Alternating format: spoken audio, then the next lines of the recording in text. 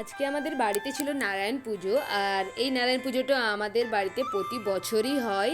আর ঠিক এই সময় হোলির সময়ই আমাদের বাড়িতে পুজোটা হয়।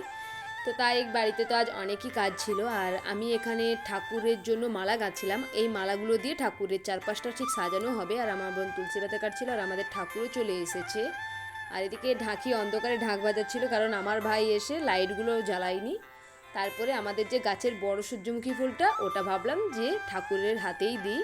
তারপর আমি আর আমার বোন মিলে ঠাকুরটাকে জল চৌকিতে তুলে দিয়েছিলাম। এই যে ও আর আমি মিলে ঠাকুরটাকে ভালোভাবে জল চৌকির মধ্যে রেখে দিয়েছিলাম। আর আমরা ঠিক ঠাকুরের কাছটাতে এইরকম মালাগুলো দিয়ে আর সাথে কিছু বেলুন দিয়ে সাজিয়েছিলাম। আমার বোন তো পুরো ঘরের মধ্যেও বেলুন দিয়ে সাজিয়ে দিয়েছিল। আর ঠাকুরটাকে দেখো সূর্যমুখী ফুলটা দেওয়ার জন্য যেন আরও বেশি সুন্দর লাগছে। তো আমার তো দারুণ লেগেছিল ঠাকুরটা। আর আজ তো ন্যাড়াপোড়া ছিল, যেটাকে চাঁচুড়ি বলি আমরা।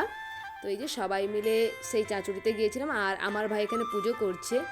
তারপরে এই আগুনটাকে নিয়ে 3 পাক ঘুরতে হয়, তো ও তো সেটাই করছিল। আর আমরা সবাই মিলে এত মজা করেছিলাম,